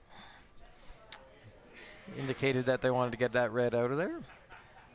With the amount of curl they have here, it looks like he can probably get close to the nose on that. I don't know if he can hit it without... He'll probably lose the blue rock that's right behind the red, but he can keep his blue around, so there'll be 2 blues in the ring, and they'll still be lying 1-2. Yeah. Yeah. Once they're done the games here on sheet 1 and sheet 4, this is the last draw for the evening here in Canmore. We'll start bright and early again tomorrow at 9 a.m. The ice makers will be out checking out the ice. Darren Moulding is out there throwing rocks on the other sheets. And when he sees what happens to the sheets, then he can decide what kind of scrape and pebble he'll do. He'll probably scrape tonight and scrape again in the morning and put new pebble on in the morning and have the sheets all ready. There's 5 draws tomorrow. Last 4 draws, and then the 1 draw of playoffs. Oh, So Matt's moved that red, which was it's what they wanted to do on that shot, is get the red off that was frozen on the corner of the blue, and they've rearranged the rocks there. Okay. And now they're on to the point of the end where they can remove any rocks that they would like to. They're looking at the double on the outside blue. Come off the outside blue to the inside and make the double there. It's a pretty flat double, so you'd have to throw quite a bit of weight to get enough speed to the blue that's in the 8-foot. Would take a lot of speed on that flat double to get it all the way across the rings and out the other side of the house. So if they are trying that shot, you'll see Robert probably put quite a bit of speed on this one. Yep. Yeah. The other shot that you could try is maybe just hit the blue that is in the 8-foot. Just hit and stay there, and then you're lying 1-2, and there's not really a double there if you hit the nose. If you roll a little to the inside, there is then a double. But we'll see. The first shot that Robert indicated was he's going out wide and trying the double. Doesn't look like he's aiming out there now, though. Nope. They're just coming down to hit the blue that's in the 8-foot. That's over curling, I think. Emily's sleeping really hard to try and keep that straight enough. There might be a jam here. The blue might jam right on the red, and it does. It's not the right result they were looking for. I think Robert just started that a little bit inside. Even all the sweeping from Emily couldn't keep that straight enough to avoid the jam. Okay. Now Matt and Marlene have to decide. Try to decide where they want to tuck the rock sort of behind the corner guard, frozen towards that red one on the 12-foot, or freezing to their blue at the back of the house. Trying to decide which is the better option to try and get their 2 points. They're down 1 here in the 8th end. They only need 2 points for the win. Now Marlene's looking at kind of tucking it half behind that red rock. Yeah. Yeah. The other option there she's looking at is to draw to the open side, and you leave the house split for your 2. So without a double from the Desjardins before the end of the end, they can alternate hits and end up scoring 2. And if they do draw to the left side of the house, they're going to need to try and get it even with the other blue rock. If they leave it too high or in the wrong angle, they will leave a double for the Desjardins team. Yeah. Yeah. As he's going back down the ice, Matt is still looking at a lot of different angles. He's looking at different shots, different rocks. He may have changed his mind. He's coming back down to the home end to take a look at the rocks and the angles.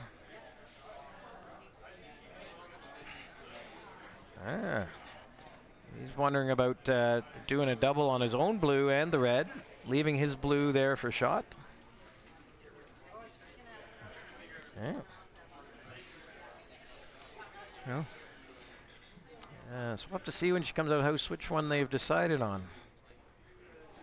They've discussed about 4 different shots. Freezing to the red at the top of the 12. Drawing half behind it. Freezing to their back blue. Coming to the open side. It looks like they're coming to the open side. Yep. Yeah. There we go. Got a long way to curl to get away from theirs, but they want to even these rocks up so there's less chance of a double. So they want it the same distance back in the back 8 as the other blue. There we go. That's a pretty good result. It's pretty close. I think the double still is there. It's a pretty flat double. Yeah. Yeah.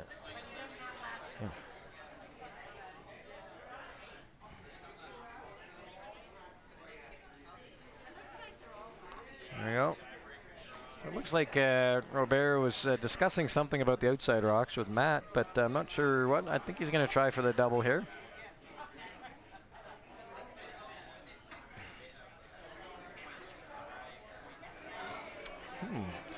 As they're getting ready down there in the end. These are getting down to the nitty-gritty, the real important shots in the 8th end. Any wrong move here could cost you the game.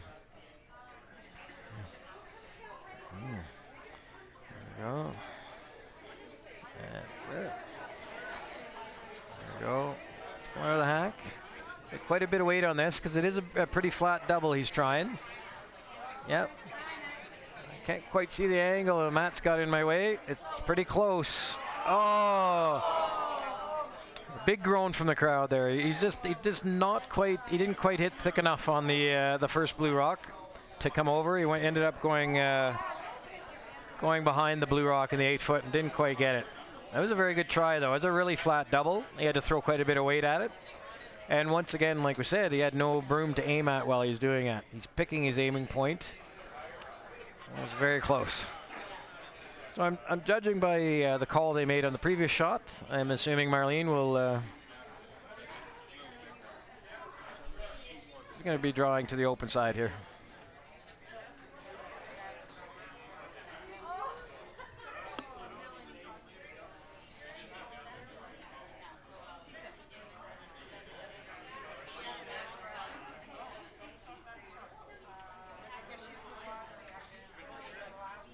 Yep. And we have a final score after 8 ends. The Peterman Gallant rink ran the good guy rink out of rocks in the 8th end. So the final score was 8-4 for Jocelyn Peterman and Brett Gallant. Yep. There we go. And this draw looks good. It's coming in the house. Might need to slow down just a little bit. Might need to. I think it's going to stop in time though. Yeah. There we go. So that is a. Yep. Yeah. Yeah. Yep.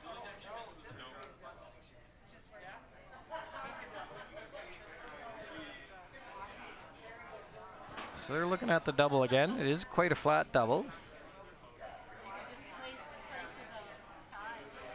Yeah. Yeah. Oh. The other option they have is to freeze right down to that back blue. If they can't take that out, the double is quite flat again, so it's not an easy double by any means. The rocks are a little bit closer together than the last time they tried the double. So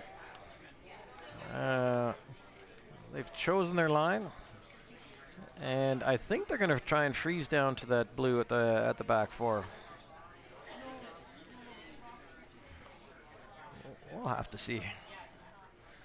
If they do the perfect freeze, if it's nose on nose, it's very difficult to get it out there to score their two for Wozniak and Albrecht. If they're on a bit of an angle, even if they freeze to that rock on a bit of an angle, Wozniak and Albrecht can hit the nose of it and it should spill out the back and they will score two for the win. There is still the chance they may be trying the double. I'm not 100% sure which shot they're trying here. Okay. We should know as soon as Emily slides out of the hack here. No, they're trying the freeze. Right. It's a good release. No sweeping yet from Robert. Doing a light sweep now. On and off. It looks hot. The game might be over on this shot. That looks quite a bit hot.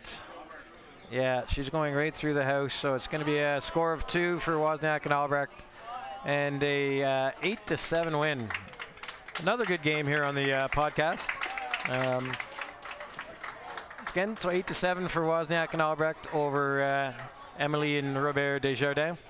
Once again, we'd like to thank all our sponsors. The Qualico, our main sponsors, the Malcolm Hotel, Visions Electronics, Bow Valley Credit Union, and all of our other small cons. There's a lot of little sponsors from locally that have provided product or anything.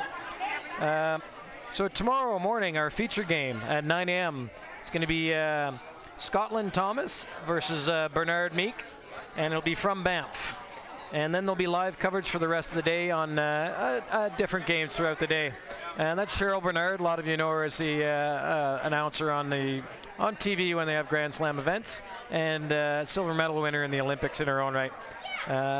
So thank you very much for the Canmore Curling Club. I'd like to thank Saxby, our technical guy, who's in charge of all the filming and audio. And we'll see you again tomorrow. Thanks.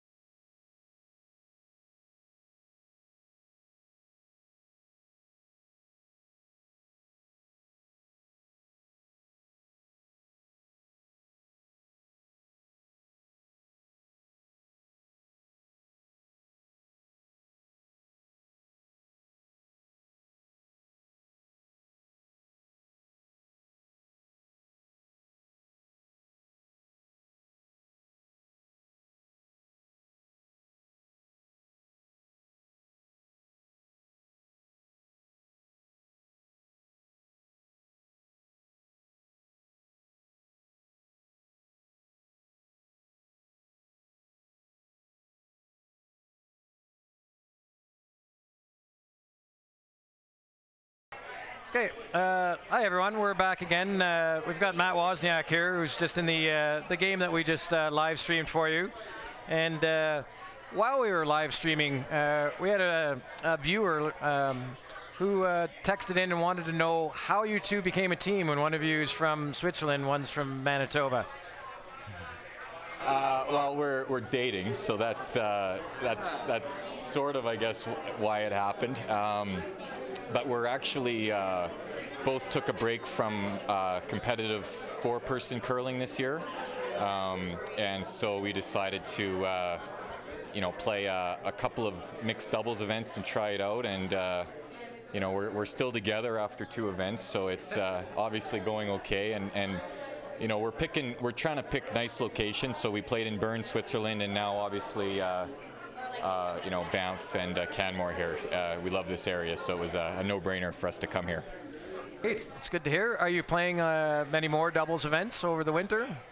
We've got one more for sure in Switzerland as well, in Biel at the end of the year, and potentially another one in Switzerland. We're on a wait list for that. So maybe 2 more, but it looks like one for sure. And that'll be it. Okay. And so far, this is the inaugural Qualico mixed doubles here in Canmore, Banff. First time we've held any sort of event like this. How are things going from your perspective as a player here? It's world class all the way. The ice is phenomenal. Both clubs are very similar. So the guys working on the ice, Darren and the guys over in Banff and here, they're making it so transitioning between the clubs is very easy. The speed and the curl is very similar, so that makes it our job a lot easier. And the volunteers and obviously we're in a beautiful part of the country. The live streaming that you guys are doing is greatly appreciated. My family in Winnipeg and Marlene's family in Switzerland, are all watching, and it's a pretty late night for the Swiss fans, but yeah, it's greatly appreciated having the live streaming. Oh, it's great. It's good to hear. We're glad you enjoy it. We love welcoming people here to Canmore and Banff. That's one thing I asked you. Are there many Bondsfields where you curl at 2 different ice surfaces, 2 different rinks? Yeah, it's a little unique. There's been a few in Ontario where you bounce around a little bit, and it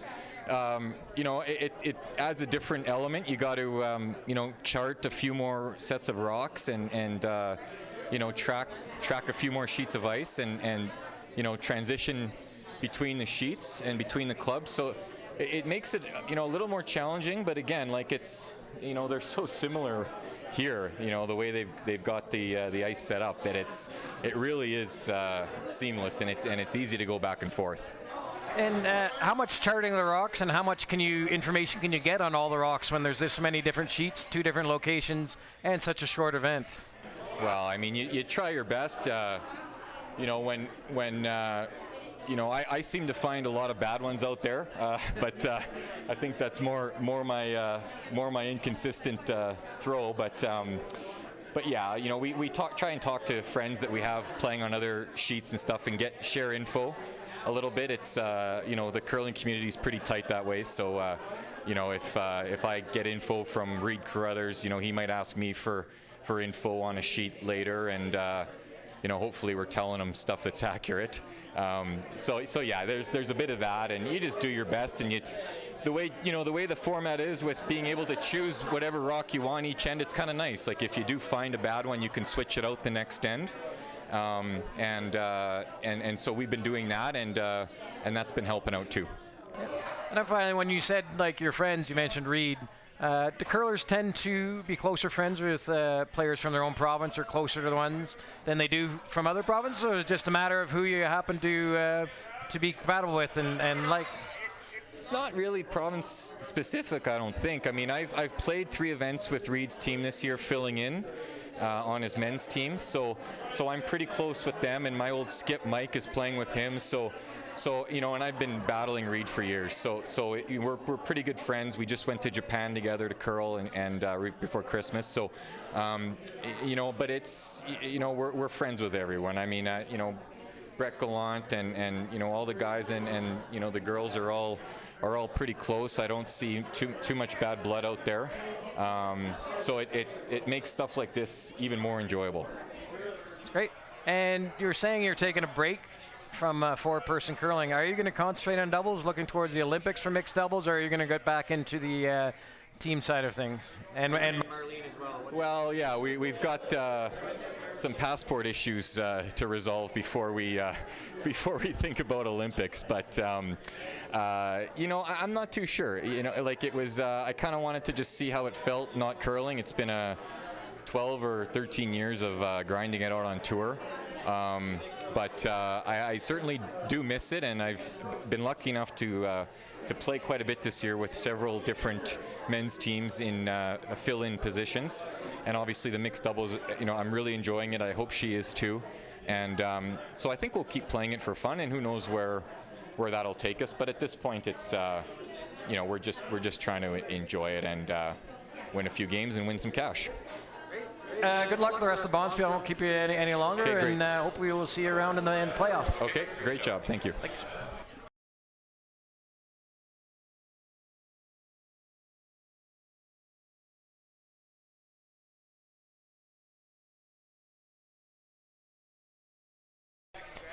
All right, everybody, that's it for tonight from the Canmore Golf and Curling Club, and we'll be going live tomorrow from the Banff Curling Club at 9 a.m. Thanks for joining us. Again, I'm John Shirelli, and hope to see you on the live stream tomorrow. Thanks. Bye.